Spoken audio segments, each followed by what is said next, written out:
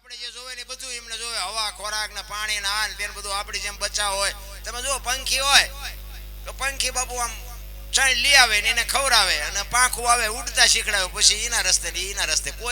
કોઈ દી કુટુંબ ભાડ્યું કે આ પારેવાના માસી થાય છે, આ એના કાકા છે ને આ એની ભાણી છે ને કોઈ દી ભાડ્યું કાગડા ને કે આનું કુટુંબ છે ભાડ્યું?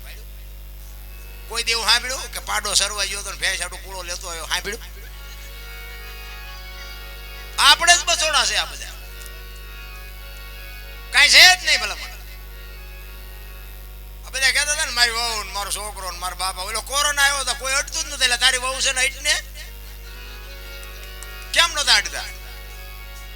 આપણે એની વહુ પાસે આપણે પૂછતા હોય કે મારા ભાઈ ક્યાં છે, ત્યાં હું મારી વહુ ને કહેતો હતો, એટલે ભાઈ હું તો પૂછતો જ તારું, બીજું કઈ કહેતો નતો. તારી વહુ આટલી બધી વાલી હતી તો અડતો કાં નથી વાઈટ ને? આટલી જ હગઈ છે મારા રામ, કાંઈ છે નહીં, બાકી મરી જવાનું છે વાત. બાકી માણા જન્મે ને જન્મ થયા પહેલા બધું માં તૈયાર કરીને રાખે, ઘોડિયાન ખોયાન ગોદડાન બધી તૈયારી માની હોય. અને આ દુનિયા છોડીને તમે જાઓ ને તે દી બધું તૈયાર જ હોય. લાકડા હોય ને ઉપાડનારા હોય ને ગોઠવનારા હોય ને દિવાળી મૂકનારા હોય ને ઘોંકા મારનારા હોય. પહેલી ને છેલ્લી બે તૈયારી છે એટલી નહીં કરી રાખી હોય. પણ થોડુંક હું માલપા કરે ને કે મેં કર્યું મેં તું જા તાર લેતો જાય ને બીજા વાપરશે.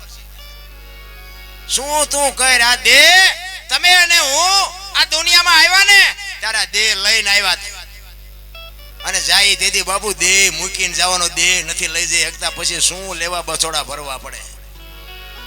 અરે હું તો અહીંયા સુધીની વાત કરું, રાતના 2 વાગે તમારા ઘરે આવો ને તમારી શેરીનું કૂતરું તમને જોઈને જો પૂંછડી નો પટપટાવે તો મરી જવાય ને. ભલા મને તમારું કૂતરું તમને નથી ઓળખતું, જગત શું ઓળખે? હે તમે અહીંયા બજારમાં આવો તો કૂતરું તો જાગી જાય, નો જાગી જાય? એ આમ જોવે આ તો લુખે છે, બટકું રોટલો નથી નાખ્યો, શું પૂંછડી પટપટાવી હોય એને ખબર પડે છે ભલા મને. બાકી મીઠે ભરેલા માનવી જેથી જગ છોડીને જાય કાગા એની કાણ્યું ઘરે ઘરે મંડાય. બાપુ આપણી નાતનો ન હોય, આપણા ગામનો ન હોય, આપણો હગો ન હોય, પણ એવો માણા દુનિયા છોડીને જાય ને હૃદયમાં આંચકો લાગે. ઘરે માણા જેવો માણા વિયો ગયો ભલા માણા. જીવન એવું જીવાય, બાકી તો બધા જીવે જ છે. અને એના માટે બાપુ સંસ્કાર જોવે ને સંસ્કાર માટે સારી જનતા જોવે. એટલે આ બહેનોને હું એટલા માટે કહું છું કે ઉદરમાં સંતાનનો વિકાસ થતો હોય અને જન્મ થયા પહેલા એક વખત રામાયણ ને ગીતા હોરા નીકળી જાવ, જો આપને ટેકો દેવું સંતાન ન થાય તો હું ભજન ગાવાનું બંધ કરી દઉં. આપણા ગ્રંથોની શું તાકાત છે, આપણા સંતોની શું તાકાત છે ઈ તમે જુઓ. ગંગા સતી પાનબાઈ જેવી દીકરીઓ થાય અને હરિશ્ચંદ્ર ગોપીચંદ ભરથરી જેવા દીકરા થાય, ન થાય એવી વાત નથી. પણ આની માટે બાપુ મહેનત માને કરવી પડે. માં ધારે ને એવા સંતાન પેદા કરી શકે. વહુ હારો ભેગા પાણી પૂરીયું ખાતા હોય ત્યાં શું ગોપીચંદ ભરતરી થાય? 60-60 વર્ષની દેવા ઉમરા વચ્ચે રહી સબે રમતી હોય ઢબો ઢાંસ. હવે ઢબો ઢાંસ તો તારી મનાણા એના થઈ ગયા. શું એમાં તમે જુઓ તો ઓલા વાળ કપાય ખીલકોડીના પૂંછડા જેટલા હોય વાય વાળ આમથી આમ ને આમથી. અરે તારો વેતો શું આમાં 5,000 ની હાડીઓ હોય ને બાપુ ખંભે પડી હોય બોલો. અરે પાછો હારા આદમીના શેડા નો હોય એટલો રૂમાલ હોય માથે ઢાંક્યો. તડકો બહુ પડે તડકો. તડકાની દીકરી આ હાડી હોય ને હાથ પેઢીનું નામ ઉજળું થાય. અરે સંસ્કારની જરૂર છે ભલામણા હારી જને. અને હું તો બહેનોને ખાસ કહું કે તમે જો આ ધર્મને મર્યાદા મૂકી દો ને એટલે હવે દુનિયામાં કાંઈ વધ્યું નથી. લખવું હોય તો લખી લેજો. અને આ ભજન બાપુ એક જ વસ્તુ એવી છે કે આમાં માં દીકરો બે એકે ને બાપ દીકરી બે એકે ને ભાઈ બેને બે એકે એવું જો વધ્યું હોય તો ભજન એક જ છે. બાકી જે ભગવાન ટીવીમાં જોયા જેવું નથી, પેપરમાં જોયા જેવું નથી, કાંઈ છે નહીં રામ. હવે આ જો વધ્યું હોય તો આ સંતના શરણે ને સંતના સાનિધ્યમાં જ કંઈક બાપુ બેહવાની મજા છે. બાકી તો જે હરી કોઈને બોલાવ્યા જેવા નથી. એમાં આ મોબાઈલ તમે જોવો ને, આપણે કોકના ઘરે જઈએ ને આવો નથી બોલતા આવો, એમાં પાણી છે ને ભાઈ મોબાઈલમાં જ પીડ્યા હોય બોલો. એટલે મોબાઈલ તો બાપુ છે ને ખતમ કરી નાખી, માનવતા ખતમ કરી નાખી, હગું મટાડી દીધું બધાનું. મોબાઈલ ઘણા એમ કે વાપરતા આવડે સારો, હું તો ના જ પાડું કે મોબાઈલ સારો છે જ નહીં. વાપરતા આવડે તો સારો નથી, નો આવડે તો સારો નથી. એ જે ઓલા ડબલા હતા એ બધા બરોબર હતા, પણ હવે આમાં કઈ હાલે એવું નથી. એક અને પાછા રાડવું પડે મોંઘવારી, બહુ મોંઘવારી. પણ તારે જા કારખાનું હાલે 3 મોબાઈલમાં શું કઈ નાખ્યા વગેરે હાલતું છે? તારે શું આ 3 મોબાઈલ ને શું કરવા? મોંઘવારી તો ધંધો ન કરવો એને છે. કામ કરવું હોય ને કાંઈ મોંઘવારી છે જ નહીં રામ. મોંઘવારી હોય તો બાપુ કોઈ થીગડા વાળા ન પહેર્યા હોય, એવું છે જ નહીં. આ તો બધું મન મનાવવાની વાત છે. એટલા માટે બહેનોને એટલે કહું છું કે તમે બાપુ સંસ્કાર આપશો તો જ આ દુનિયામાં બાપુ સંતાન સુધરશે, બાકી છે ભગવાન કાંઈ છે નહીં. દીકરીઓ કોઈને ગમતી નથી, બોલો. દીકરા આડું રાંદલ તેડે અને પછી ઓલી ગોવાણીઓ હાટું દીકરીઓ ગોતે. એટલે આમાં ગોવાણા ગોતો ને હાચું સમજાતું જ નથી. શું કેવું?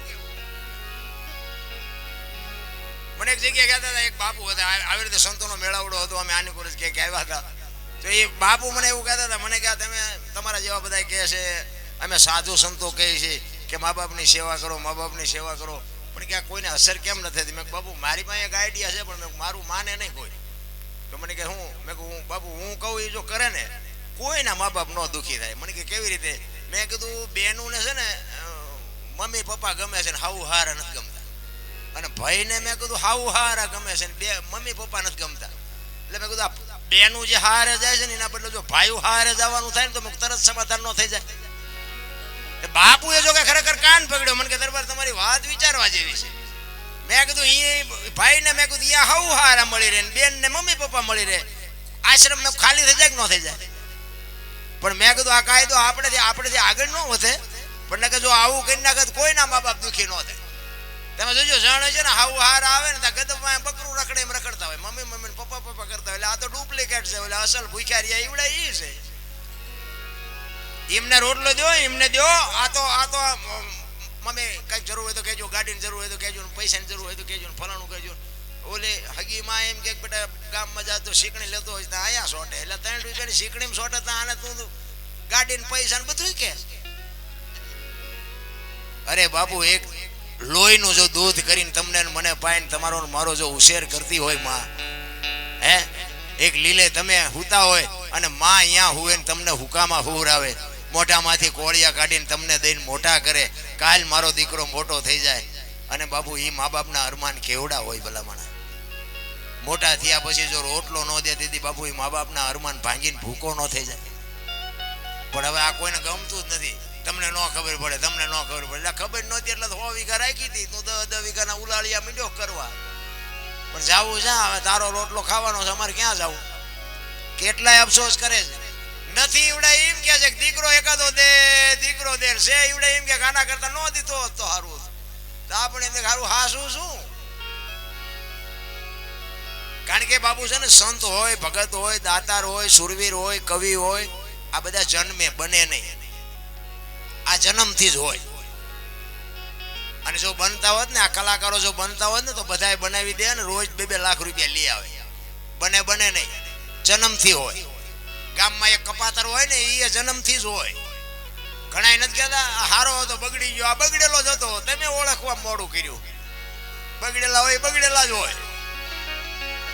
પણ ધરાવીને ધાન નો નીપજે, કોડવીને માડું નો હોય, જેહળ જખરા નીપજે, જેની જનેતા બાપુ હારી માં વગર કોઈ દી બાપુ હારા સંતાન ન થાય, એ કોઈ દી રાહ જોતાય નહીં. એટલા માટે એક કચ્છના બારવટીયાની વાણી મારે બાપુ કરવી છે. જેસલ જાડેજો ગત ગંગા જેને કહેવાય, નિજાર ધર્મની તમને થોડીક વાત કરું. નિજિયા ધર્મ ગત ગંગામાં જેસલ તોરલ ઉપાદે માલદે કતીબ શાહ હુરમભાઈ લાખો લોયણ જેતો ભગત ખેમડીઓ કોટવાલ ડાલીભાઈ રામદેવજી હાલો હુરો વણવીર ઢોંગો નિરલ કુંભો, આ બધા ગતના ગોઠી હતા. અને રામદેવજી બાપા 12 બીજના ધણીનો પાઠ છે. અને સતી તોરલને જાડેજાને વાયક આવ્યું છે. એ વાયક આવ્યા પછી એ સમય થયો ને એટલે જેસલ ને બાપુ તોરલે ઠેઠ પોગાડી દીધો હતો. જેસલને ખબર પડી ગઈ કે મારે હવે જવાનો સમય થયો છે. સતી તોરલને કહે છે તોરલ વાયક ઝીલું છે, તમે જાઓ, મારી તબિયત બરોબર નથી, હું નથી આવતો.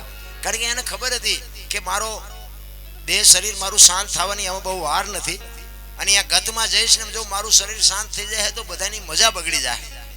એટલે જેસલ ના પાડે છે કે મારે નથી આવવું. અને સતી તોરલ બાપુ વાયકમાં જાય છે. અને પછી જાડેજો બાપુ વાણીથી વાણી કરે છે. રોઈ રોઈ કે ને એ ભળાવું તોળા દે આવા દખ કેની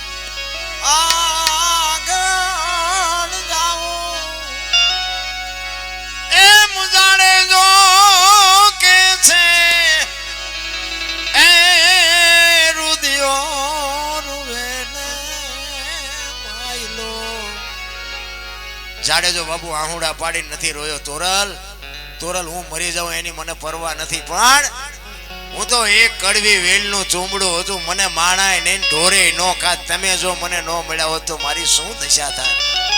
હું કદાચ મરી જાઉં અને મારી સમાધિ હોય તો સમાધિ માથે આવીને 2 ગાયત્રી તો સંભળાવજો, મારા જીવની ગતિ થઈ જાય. બાપુ જાડેજાને ક્યાં પુગાડ્યો હશે?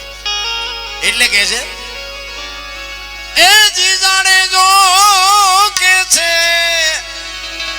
એ રુદિયો રૂવે ને માયલો ભીતળ જલે એ માયલો ભીતળ જલે.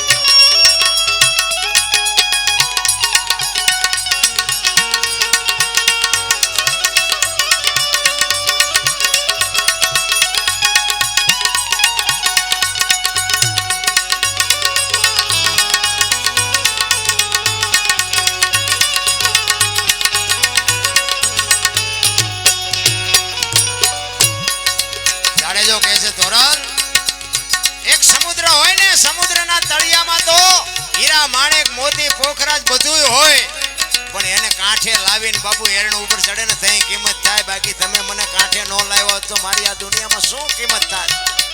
એટલે જાડેજો કહે છે